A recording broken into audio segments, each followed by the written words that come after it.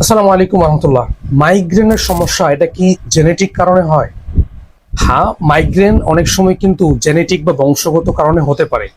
বিশেষ করে যদি বাবার মাইগ্রেন থাকে তাহলে সন্তানের মাইগ্রেনের সমস্যা হতে পারে, অথবা যদি মায়ের মাইগ্রেন থাকে তাহলেও সন্তানের মাইগ্রেনের সমস্যা হতে পারে। বিশেষ করে যদি বাবা মা দুজনেই মাইগ্রেনের সমস্যা থাকে তাহলে কিন্তু সেক্ষেত্রে সন্তানের মাইগ্রেনের সমস্যা হওয়ার পার্সেন্টেজ অনেক বেশি বেড়ে যায়। তবে হ্যাঁ, লাইফস্টাইলকে যদি ঠিক করতে পারি, আমরা নিজেদের লাইফস্টাইল পরিবর্তনের মাধ্যমে আমরা এই মাইগ্রেনের সমস্যাকে চিরতরে শেষ করতে পারি।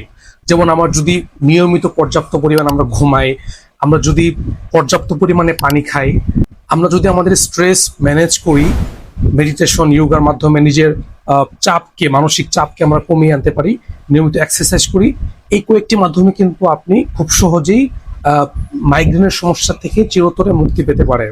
তারপরও যদি মাইগ্রেনের সমস্যা হয়, আহ, সেক্ষেত্রে আপনি ঔষধ না খেয়ে তাৎক্ষণিকভাবে রিলিফ পাওয়ার জন্য আপনি কোল্ড থেরাপি নিতে পারেন।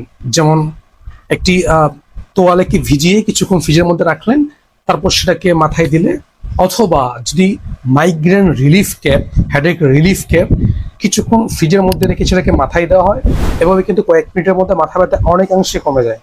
আপনার লাইফস্টাইল ম্যানেজমেন্টের মাধ্যমে এবং ঠান্ডা থেরাপির মাধ্যমে কিন্তু আপনি আপনার মাইগ্রেনের সমস্যাকে কমিয়ে আনতে পারেন।